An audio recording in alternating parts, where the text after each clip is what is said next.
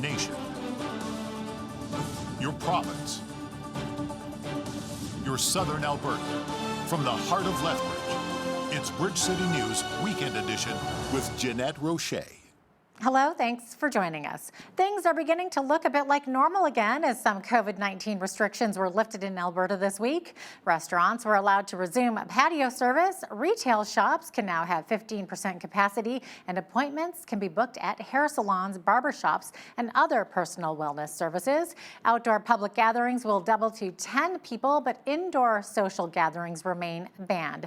Premier Jason Kenney says if there are fewer than 500 in hospital 2 weeks from now, and that case counts keep coming down and more Albertans are vaccinated, the province will lift an array of health restrictions on June 10th and will completely reopen by July. We asked Lethbridge East MLA Nathan Neudorf, who sits in the Kenney caucus, how the Premier came up with these dates to reopen. This is very much science-based, as you would probably know. Once you get your vaccination, your shot, it takes about 2 weeks for that to take full effect. So given the numbers that we're at literally today, at 50% of our population, and we see our hospitalizations and ICUs down, those people that got their shots today, in 2 weeks will have that effectiveness up to the place where we need it to be to make sure those protections are in place. And then in the next 2 weeks, as those people get their shots, 4 weeks from now, they'll be at the level of immunity that we need them to be at, where we can reopen. Alberta is expanding its rollout of second-dose COVID vaccines. The province is allowing everyone over the age of 12 who has had a first shot to book a booster before the end of the month. Under the plan, anyone who received their first dose in March can book a second shot immediately. Anyone vaccinated in April can start booking June 14th, and those vaccinated in May can start booking June 28th. The province says it will follow the advice of the National Advisory Committee on Immunization and allow those who received the Oxford AstraZeneca vaccine for their first dose to get either Pfizer or Moderna for their second. One of Alberta's largest meat packing plants says its processing facility in Brooks was back up and running Tuesday afternoon after being idle since Sunday. A spokesperson says 3 shifts were canceled at the Brooks plant after a ransomware attack on JBS, the world's largest meat processing company, disrupted production just weeks after a similar incident shut down a U.S. oil pipeline. But Brazil's JBS said it made progress in dealing with the cyber attack as the vast majority of its plants are back up and operating. JBS is the second largest producer of beef, pork, and chicken in the U.S. The head of the Alberta Coal Mining Committee says it will look closely at how confidence became so weak in the province's environmental oversight. Ron Wallace says he's troubled by a recent survey that found 85% of respondents did not trust that coal mining would be safely regulated in Alberta. Wallace says Alberta's business climate will suffer if people distrust the regulatory system. He says the panel seeking public input about coal mining in the Rocky Mountains, he will post all those submissions on its website. 2 key principles of the proposed Alberta coal restriction policy, which would take effect November 15th, include no further coal exploration or development permitted on the eastern slope of the Alberta Rockies. Reclamation of lands disturbed by coal exploration must be restored no later than December 31st of 2025. Many who are against the coal mining says it threatens our water supply and wildlife. However, Mayor Blair, a painter of the Crow's Nest Pass, has a different take on it. Well, it's a very hot subject, to say the least. Definitely people are for it, and there are people that are against it. Not everyone in our community is for coal mining. A lot feel that we should leave that in our past. But the majority that I can tell of the residents in our community are definitely hoping that this moves forward. It's a great opportunity for our economy, our local economy, the opportunity to gain employment within our community rather than having to travel out of our community. And of course, the opportunity to bring more people in to the Crow's Nest Pass to live. Well, we need to take a short break, but when we come back, we hear from the Blackfoot Confederacy, who says the discovery of children's bodies at a residential school in BC is really just the tip of the iceberg. There was a resort that was being that has been rebuilt from a residential school building and in construction. It at a time that I was staying there, it was shared with us that children's clothing was found in the walls, between the brick walls during construction.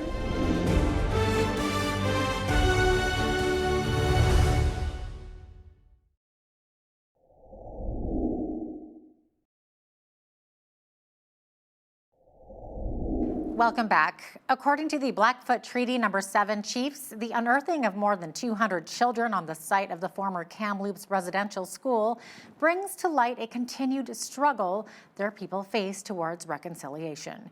In Alberta, more than 800 residential school students died, and advocates say it's time to find their graves. Pequanny Chief Stan Greer says in a statement, quote, "We are still seeking redress and closure on where our grandparents and great-grandparents are buried.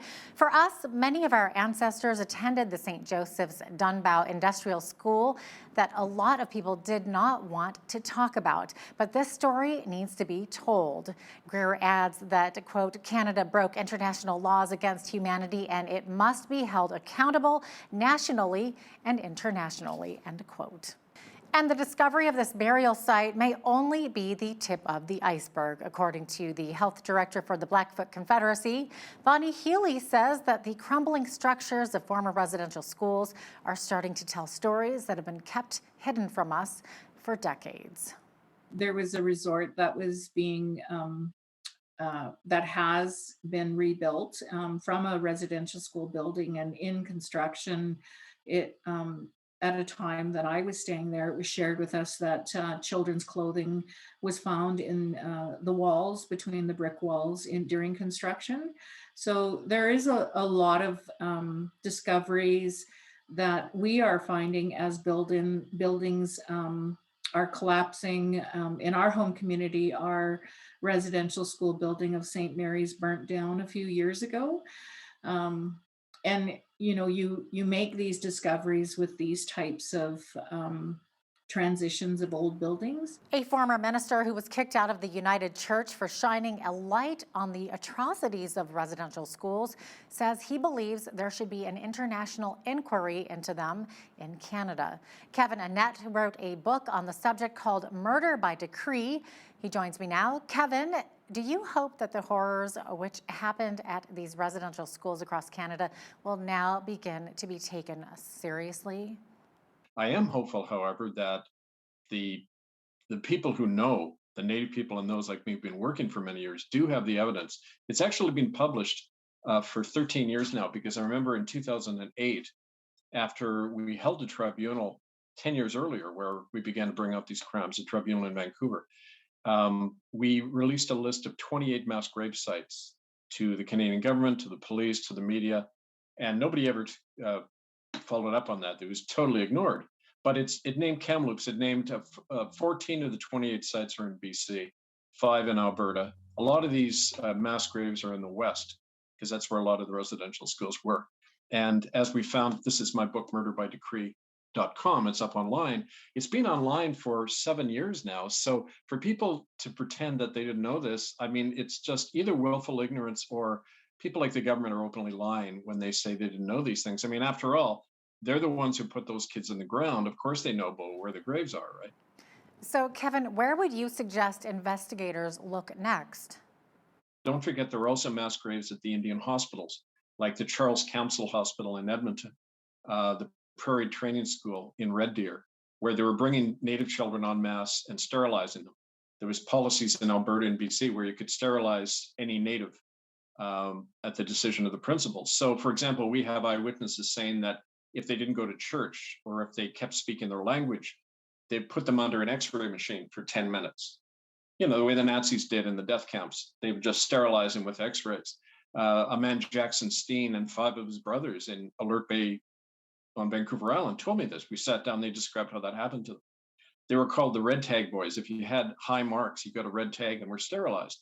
there were certain schools like Kamloops that they were like special treatment centers where if children ran away a lot, they were sent there for a lot of punishment, and they were used in experiments, a lot of drug testing, medical experiments, things like that, that we've thoroughly documented, including from government documents that are confirming this stuff. That was Kevin Annett, author of Murder by Decree. We'll have more with Mr. Annett on our show next week. Meanwhile, Alberta's Indigenous Relations Minister Rick Wilson announced that his government intends to fund research into the undocumented deaths and burials of hundreds of Indigenous children who did not make their way home. He says a funding announcement will be forthcoming over the next few days. We have to come together, and we have to grieve, and we have to heal, and we have to find a way to come through this. Because the Indigenous people aren't going anywhere. We're not going anywhere. We have to work together, and we have to grieve, and we have to learn, and we have to heal, Mr. Speaker. We need to take a short break, but we'll be right back with more. Stay with us.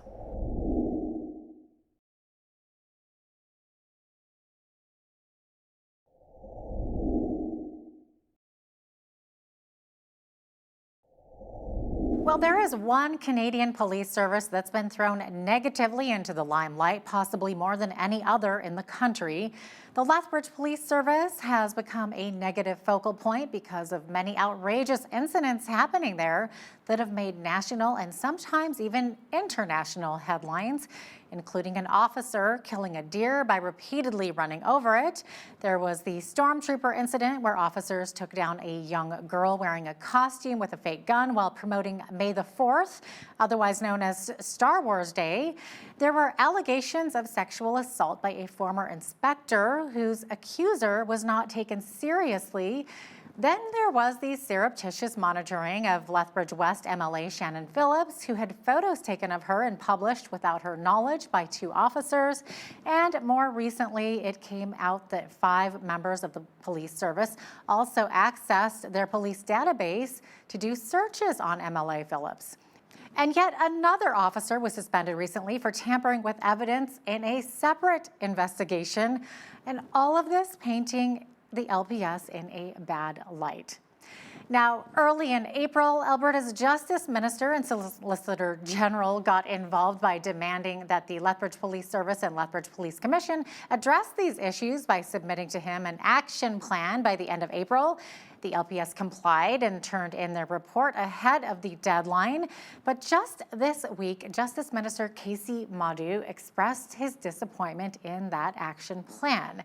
Earlier this week, I spoke with Lethbridge Police Commission Chair Rob Van Spronson about this issue. Tell me, what was your reaction and the police chief's reaction to the Justice Minister's disappointment? Did it come as a surprise? Yeah, I have to be honest, it came as a bit of a surprise because I thought we had everything lined up the way he asked for it in his original letter. We consulted with his officers or his officials in his department, and we thought we were on the right track. When we got this letter, I think our first reaction was, okay, what did we miss? And then as we read through it again, we realized, okay, he's looking for additional information. There's information that he didn't actually ask for in the first letter that he asks now. So when we thought, okay, we can make that work. What was it that he wants changed? What are the modifications made? He wanted additional information regarding the reporting, which the commission is going to take over. He asked for some more information regarding the police database searches, and he expanded to also include the CPIC searches. And then he asked for information specific to the commission. He asked for the commission to review their policies. He asked for the commission to take a look at their conflict of interest policies. And he also asked the commission to take a look at orientation of membership. It sounds like the minister really wants more specifics around some of the issues as well that happen, specifically some of the incidents that have hit the media. And like you said, the issues concerning around accessing the database.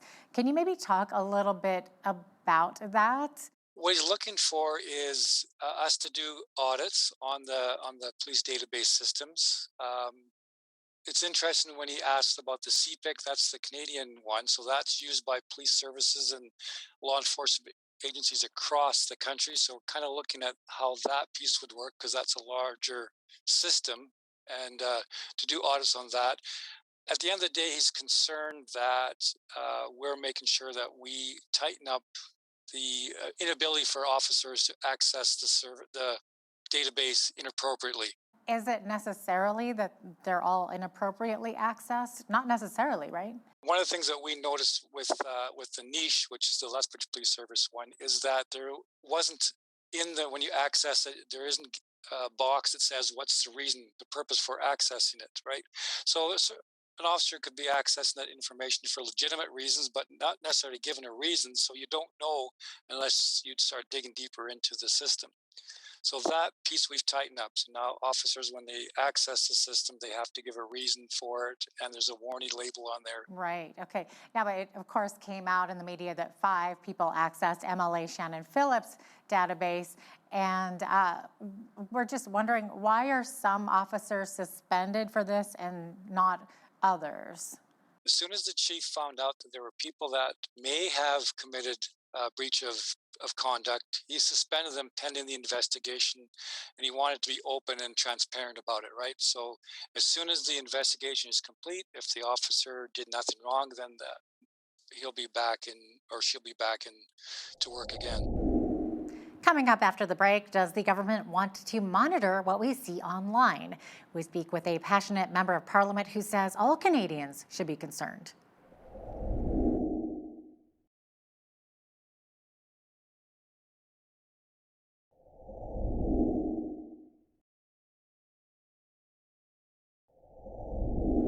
Bill C-10 has been a hot button topic in Ottawa lately, and one member of parliament from Alberta has been very vocal about it.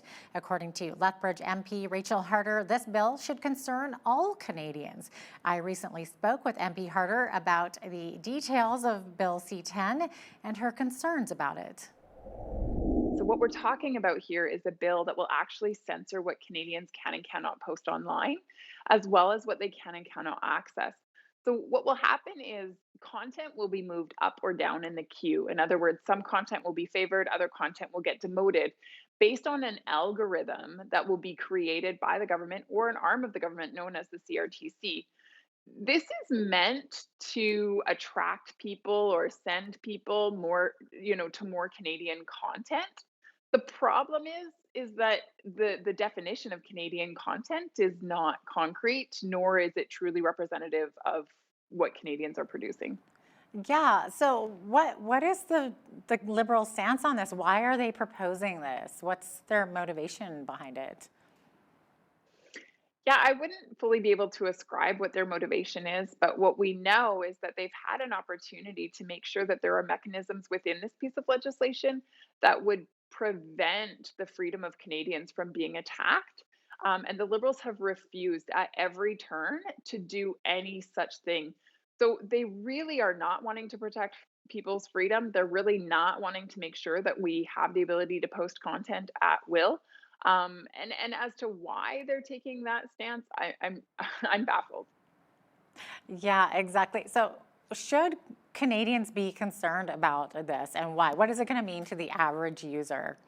The reason why they should be concerned is because we're talking about a bill that is so wide sweeping that it will impact everything from the cat video you post to the video of your kids dancing to the TikTok display of your artwork. The government will have its fingers in how these things are promoted or demoted online. So my understanding also is that the timeline of Bill C-10 has changed from when it was first proposed. So what has changed in the process? Right. So Bill C-10 was originally introduced in fall of 2020, and then it was brought forward to committee for what's called clause by clause consideration, which is just going through the bill line by line before it passes into legislation. And that happened this spring. So it's been ongoing over the last few months here. What ended up happening was that this protection that was originally a part of the bill that would have prevented it from applying to you and me and every other Canadian, that protective mechanism or that protection was removed. That's what makes this bill so dangerous now in terms of its attack on our freedom. The Liberals, for whatever reason, have decided that they want to speed this up. They want it to pass quickly. Really, it's to push their agenda, to push their messaging, to push their censorship of what Canadians can and cannot say online. It's wrong. It's dictatorial, and it likens us to places like China, North Korea, Turkey, Russia, and quite frankly, we don't want to be like them. In fact, I'll go so far as to say this: we would be the first democratic country to go to this extent in terms of censoring people's online content. That is wrong. That's incredible. Now, so it sounds like this would violate the Canadian Charter of Rights and Freedoms if it passes in this current form. There are many, many legal experts who have that opinion, and I would certainly align with that as well, for sure. Okay, so what's next for this bill? Where does it go from here? So the bill is currently in committee. We are discussing it. As Conservative members, we are bringing forward many different amendments that we feel will help strengthen this bill and bring back those freedoms that Canadians rely on. I just got out of committee moments ago, and unfortunately, our amendment was shot down by the Liberals. We have many more amendments, however, that we will continue to propose in order to help strengthen and save this legislation. That said, really, what would be best is if we just scrap this legislation altogether and started from scratch. That's what needs to happen. That's what many legal experts are calling for. So what can people do if they're concerned about this and they don't want the government picking and choosing what online content that they get to see? For sure. And it's such a good question because Canadians really do have an opportunity to participate in a really constructive way. So I would encourage Canadians to have their voices heard, write an email or a letter or make a phone call to the Heritage Minister, Minister Guilbeault, post online, share content, make sure that your friends, your neighbors, your colleagues are aware of what's going on because this really, really will hurt Canadians and their ability to express freely online. We need to take a quick break, but we'll be right back with more local stories from Southern Alberta.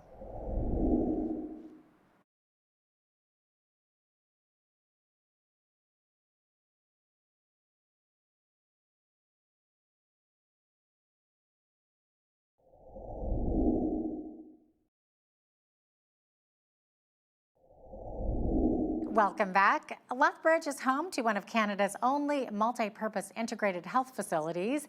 That means anything from teeth cleaning to massage therapy can be booked at 608 Health's brand new location in downtown Lethbridge. And it's all part of a greater plan to revitalize the city's downtown core. A grand opening and ribbon-cutting ceremony was planned for the former East Meets West Health Center to celebrate its new downtown location, 608 Health. COVID-19 restrictions have put those celebrations on pause, but in just a few weeks, the community has welcomed the brand new multi-dimensional health building. Each individual patient requires individual type care and an individual treatment plan. By July 15th, all of the doctors and specialists will be working at 608. Giving Lethbridge residents the opportunity to explore numerous elements of health and wellness. We're kind of that one-stop shop, and whether it's your teeth, like you mentioned, or you need a massage, stiff neck, acupuncture. The first of its kind in Canada, the facility is also the first in the city to take advantage of incentives provided through the Heart of Our City's TRIP program. The objective is to fill vacancies and aims to revitalize the downtown. There's going to be those people who are coming down for their services, utilizing their parking space, and hopefully walking throughout all of the other businesses within the downtown core. The Heart of Our City recently launched this year's Reimagine Downtown Activation Grant, and businesses can apply at lethbridge.ca/downtown incentives. For Bridge City News, I'm Ainsley O'Reilly. According to the City of Lethbridge, getting around town is going to be faster and more efficient thanks to a new redesign that's rolling out this fall. BCN's Naveen Day has the details about Transit's new City Link network. Lethbridge Transit introduced the City Link pilot project Monday morning, which represents a total redesign of transit in Lethbridge. It focuses transit services on high-frequency and neighborhood lines. Low ridership areas would provide services on an on-demand basis, similar to an Uber service. General Manager for Lethbridge Transit Tim Sanderson says the redesign not only reduces costs of managing transit, but gets riders to their destinations more quickly. Right now, if I want to go from, just as an example, if I want to go from the from Superstore out into to the university, for example, it's going to take me probably over an hour on the bus, and it's going to depend on time of day and everything like that. Under the CityLink system, that trip's going to take about 28 minutes. So cutting a lot of those travel times in half, not requiring people to transfer buses, having really quick corridors. What we want to do, and what my goal is to provide the best possible transit system for the budget that we're allowed. One of the hallmarks of the CityLink system is a reduced amount of commute time to downtown and the university. Sanderson explains more about what they call the 10-10 system. Under the CityLink system, it'll be a 10-minute bus ride from downtown to the university, and there'll be a bus available every 10 minutes in order to make that trip. So huge improvement over where we are now. Again, and it's something that we really think will be a benefit to the university, to downtown, and to everybody that is making that trip. CityLink is scheduled to be implemented this September and is projected to reduce costs by up to $350,000. An interactive map of the new route system can be viewed online at getinvolvedlethbridge.ca. For Bridge City News, I'm Naveen Day. The city's adoption of the 2022 to 2031 capital improvement program included close to $5 million allocated for the purpose of land and functional study into relocating Fire Station number 3, which is currently located at 16th Avenue South. Greg Adair, who is the Deputy Chief of Strategic Services, says the need has grown beyond what the fire hall can accommodate.